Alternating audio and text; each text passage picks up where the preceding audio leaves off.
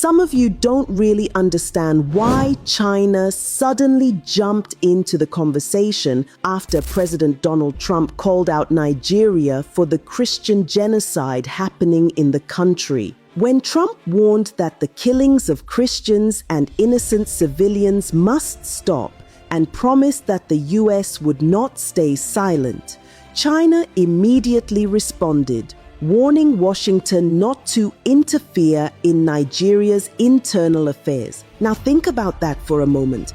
China never said a word about the killings. It didn't call on the Nigerian government to protect its people. It didn't condemn the attacks or offer help. Instead, its first reaction was to tell America not to interfere. So the question is, why? Why is China so nervous about US involvement in Nigeria? The answer isn't complicated. It's money, it's power, and it's fear of exposure. For years, China has been quietly digging its roots deep into Nigeria, not just through trade or construction, but through something much darker: illegal mining and strategic control of resources. On the surface, it looks like partnership. New railways, airports, bridges, loans. But behind those contracts, China is building influence, not friendship. And its biggest interest isn't in Nigeria's people, it's in Nigeria's minerals. In states like Kogi, Zamfara, Niger, and Nasarawa, Chinese companies are heavily involved in mining gold, lithium, and other valuable minerals. Some of these operations are legal, many are not. Reports show that Chinese nationals have been caught running illegal mines, destroying farmlands, bribing local officials, and secretly shipping resources out of the country. Just this year, Nigeria's Minister of Solid Minerals confirmed that illegal mining is directly funding terrorism. And that's not a coincidence, because when armed groups control mining sites, the chaos benefits the buyers. They get cheap, unregulated access. That's the truth China doesn't want exposed. Because much of that mineral trade, especially lithium, which China needs for electric car batteries, ends up in Chinese markets. Let's connect the dots. A stable, accountable Nigeria means transparency.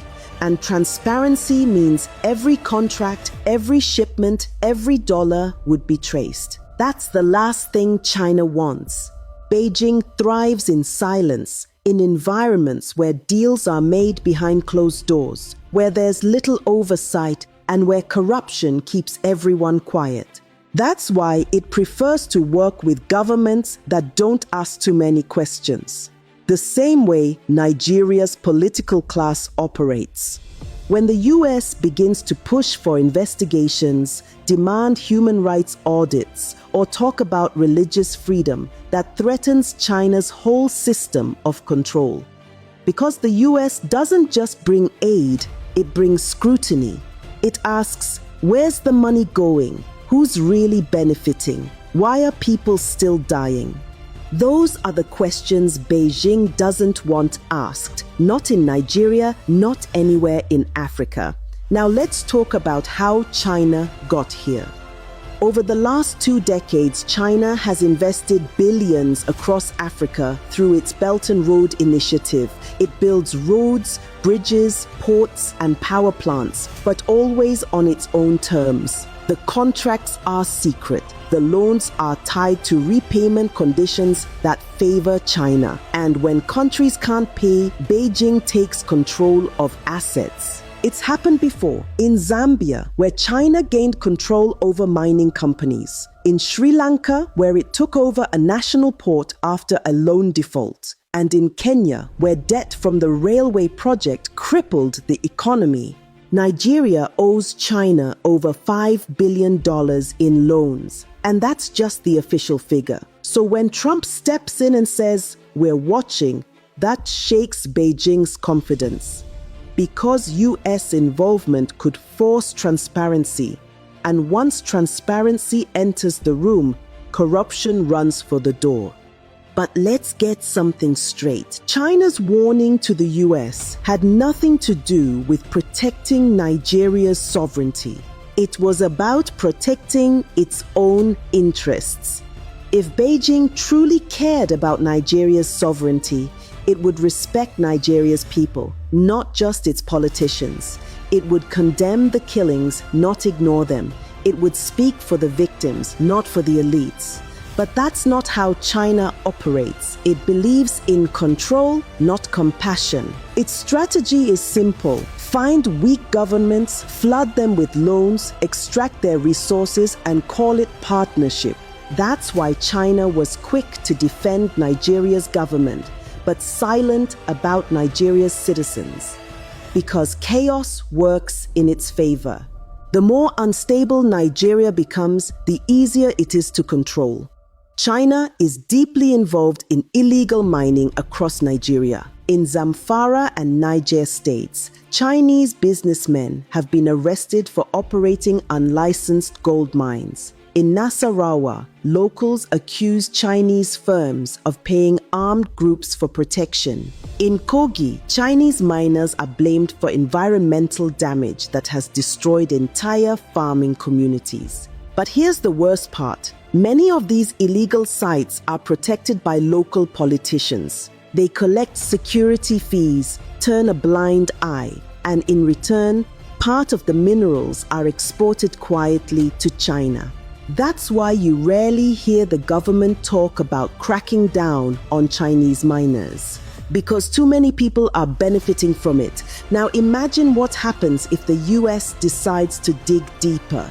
Imagine if Washington starts demanding full transparency in Nigeria's mineral exports. Imagine if satellite data and intelligence reports start tracking where every shipment goes. That's what China is afraid of. Because the truth would show that much of Nigeria's gold and lithium wealth, resources that could build schools, hospitals, and jobs, is being stolen in broad daylight, and the money never touches Nigerian soil. So when China says America must not interfere, it's not defending Nigeria's independence. It's defending its business empire. Let's look at the hypocrisy clearly. When Trump called for action to stop the killings of Christians in Nigeria, Beijing didn't condemn the violence. It didn't urge Nigeria to investigate. It didn't offer to send peacekeepers or humanitarian aid. Nothing. It simply said, the US should respect Nigeria's sovereignty. But sovereignty means nothing when citizens are dying. And silence in the face of mass murder is not respect, it's complicity. The truth is, China doesn't care who lives or dies in Nigeria as long as its business continues. The US may have its own interests, but it's calling for accountability. China, on the other hand, is calling for silence. The US sees Nigeria as a potential partner in stability. China sees Nigeria as a resource zone, a place to dig, build, and dominate. That's why the Chinese government is terrified of US pressure. Because American involvement could trigger a domino effect, Nigerians asking questions, journalists investigating contracts, and leaders being forced to explain where the money went. China cannot afford that kind of transparency, not in Nigeria, not in Africa. But here's the tragedy. While the global powers play this game of influence, ordinary Nigerians are the ones suffering. The killings in the north continue, the economy keeps collapsing, and the same politicians who signed away national assets now pretend to be defending sovereignty. China won't speak up for Nigeria's people because it doesn't need them. It only needs their minerals. And Nigeria's leaders, trapped in debt and corruption, won't speak up against China because they depend on its money.